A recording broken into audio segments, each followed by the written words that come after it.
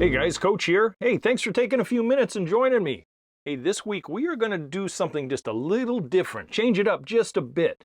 This week we're going to talk about pridefulness. We're going to talk about pride in home ownership, pride in civic pride, and finally inspiration, actual inspiration.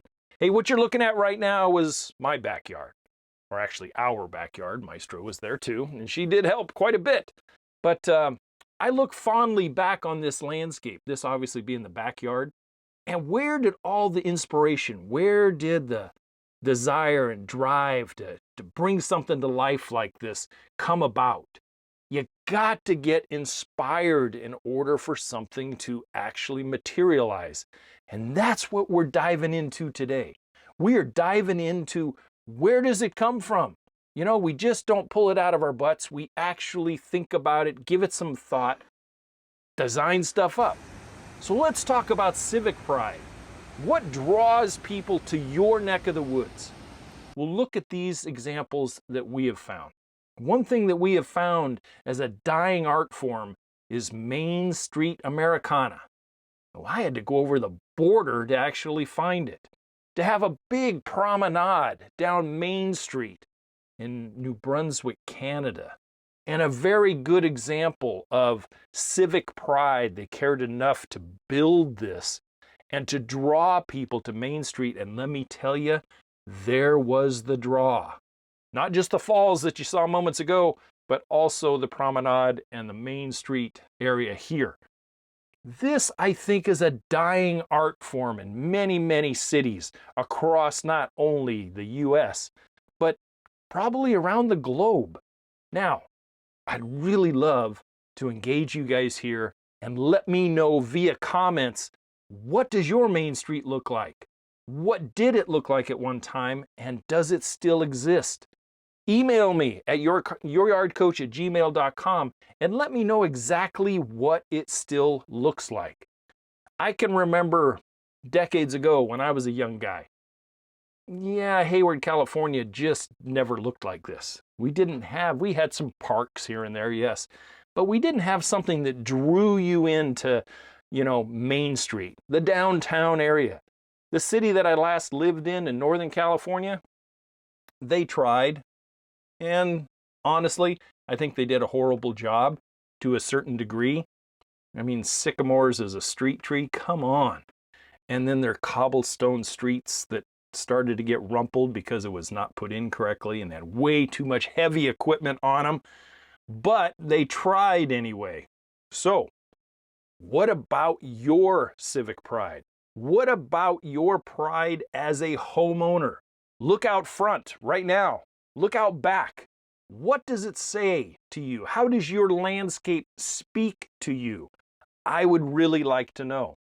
Do you need some inspiration? Do you need some ideas, to actually get inspired, to actually improve and to do something? Where do I get mine? Let's take a little look. Let's take a field trip. I'm going to take you to the botanical gardens outside of Edmundston, New Brunswick, Canada. And here is some inspiration. Now, granted, this is on a scale probably far bigger than you'll ever hope to achieve. But what you will find is you'll find blends of annuals and perennials, things that you never thought, like red banana plant, taro plant up in Edmundston, Canada. Well, during the summertime, you certainly can. Big beds of sun patiens and marigolds with that contrasting textures and colors, with the backdrop of a large lawn area and the white hydrangeas in the background. You can take a look at this, and going to places like this will inspire. If you have any modicum of wanting a yard that looks nice, that looks good for yourselves and good for your neighborhood and good for your town, these are the kinds of places that you go, exhale, take some photographs, and then maybe down the road, you can turn this into a reality on the scale that you can afford and a scale that fits your landscape. You don't need 11,000, 12,000 square foot lawn area. You don't need that. But maybe you're on a big piece of property and you really enjoy your big turf areas. So be it. But you notice what they did here?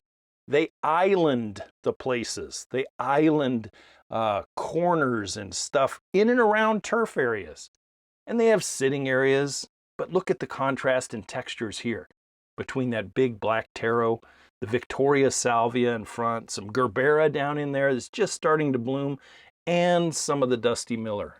Nice touch, don't you think? That's not a big scale. That could be near a front door or anything. And you have to use things that are growable in your area.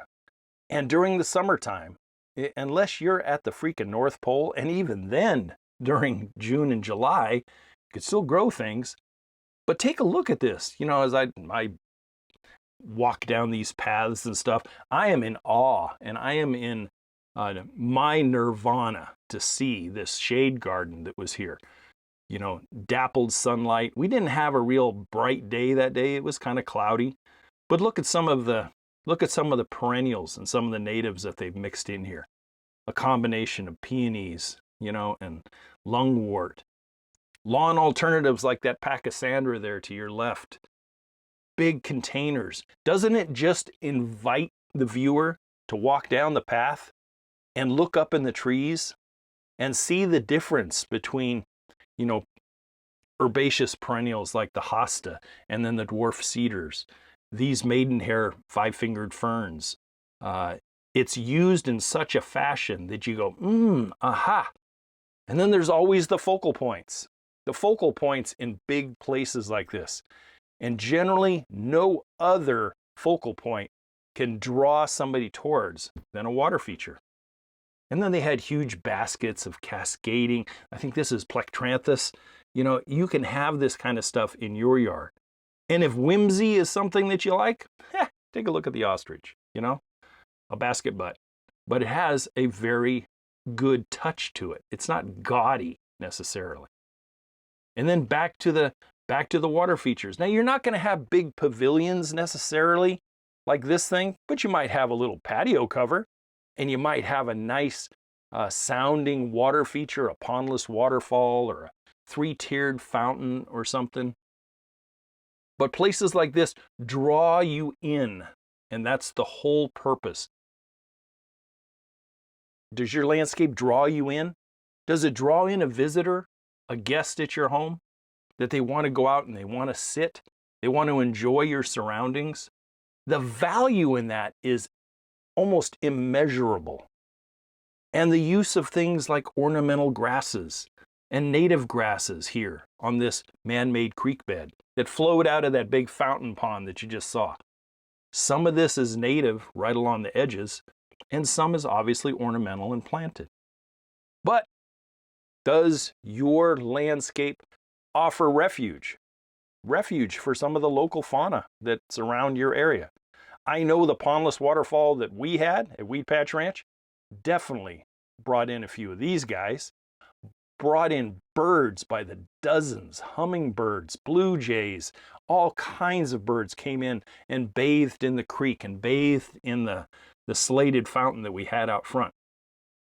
And it's nice to hear wildlife out there, provided that it's safe wildlife.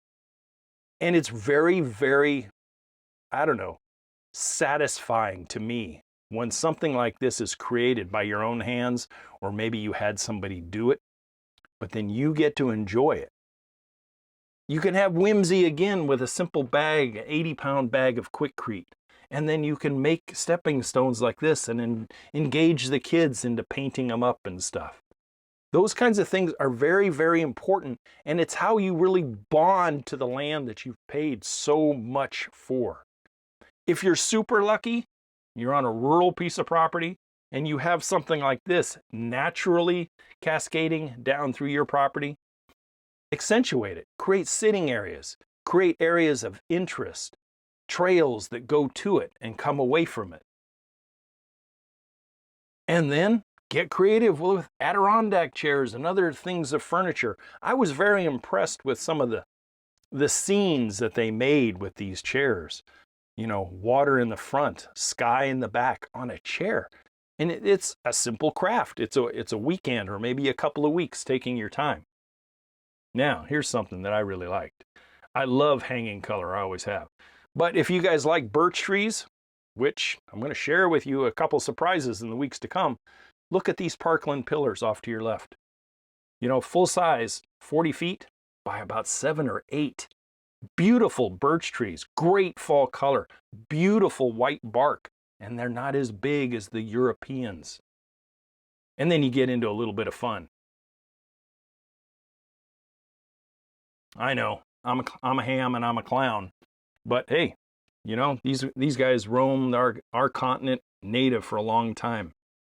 Now here's a large scale version of a she shed or a man cave. In this case, it was an artist studio that overlooked the pond and overlooked the river, places where artists come in and actually apply their hobby and their trade in an environment that is, oh my gosh, I mean, you know, pretty cool.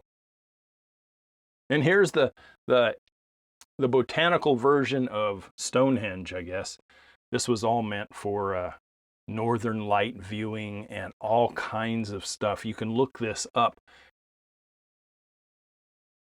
Quite a project to put together, and not so much for you guys, and certainly not for me. I wouldn't have something like this. But here's a little bit of information about it. You know, if you just want to, if you're ever in the area and go see it, pretty reasonable admission fee, and very inspirational. We were there in August, and some of the perennials were already passé.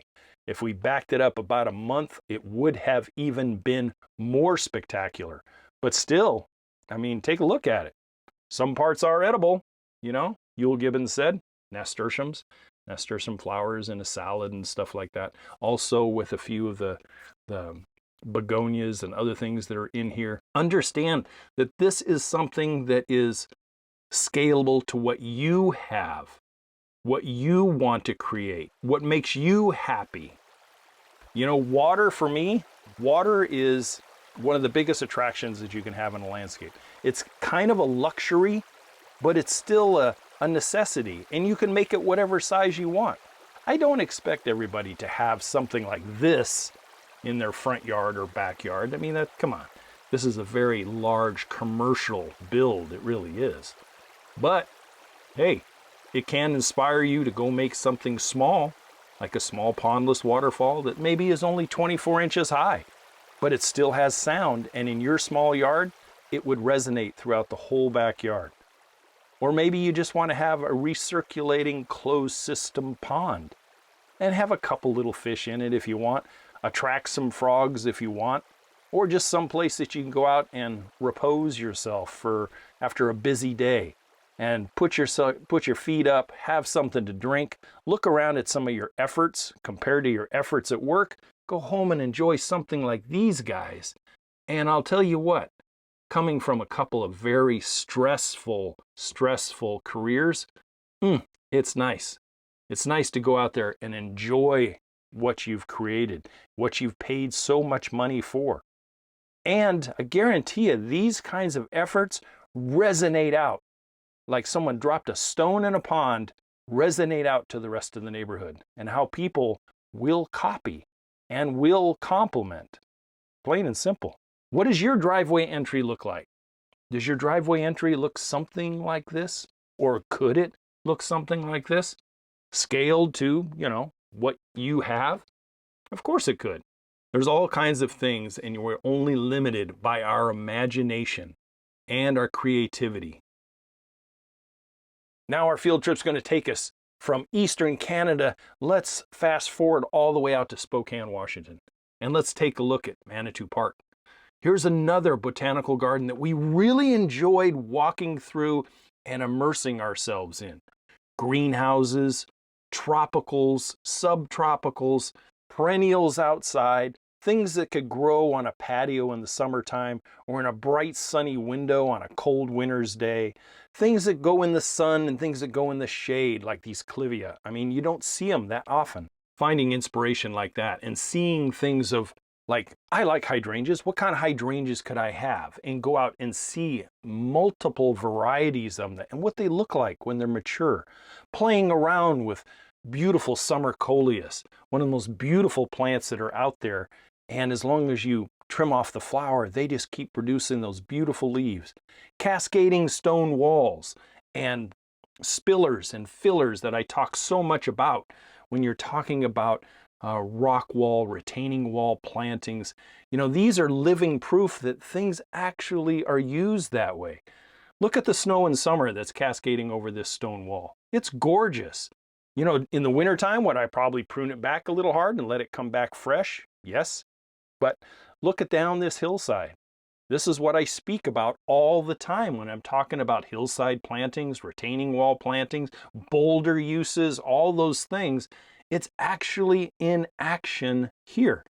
And those kinds of things are very, very useful to go see, to see with your own eyes, touch with your own hands, and get inspired by actually seeing this kind of stuff. And these places, they're everywhere. They're not as frequent as those in days gone by. I mean, this botanical garden in Spokane, Washington, it's probably 40 years old. Desjardins out there in Edmonston, it's probably 40 to 50 years old. But they're out there, and all you got to do is look for them. When you see colors, when you see things that you're drawn to, understand you're drawn to them for the reason of, hey, what are those? Could I use those? And then bed layout. When you have purple Siberian iris, you know, and globe flower and all the kinds of stuff that really go together. When you talk about themes, and when I talk about themes on the channel, what do they look like? What does a Japanese garden actually look like? And would I be happy having one? Not everybody would. It's not everybody's cup of tea. It's really not. But look at this. I mean, the flowering cherries, you know, a lot of use of stone, a lot of use of evergreens, and everything is kind of manicured. It's not au naturel. Some things are kind of pruned up decorative wise, and things are manicured. Some things are sheared. It all depends on what the look is that's trying to be created. But if you don't know nothing, don't blame yourself. Go teach a little bit. Teach yourself. And you do that by immersing yourself in places like this. You know, maybe you'll never have a bridge over a flowing pond like this, but knock that thing down and maybe you'd have a small bridge that goes over a dinky little pondless stream. That's what I have for you this week. Inspiration, civic pride, personal pride and ownership. I will catch you guys next week. As always, to your landscape success. Don't forget about the website, and if you have comments, put them down below or email me, youryardcoach@gmail.com. I will catch you guys next week. Bye for now.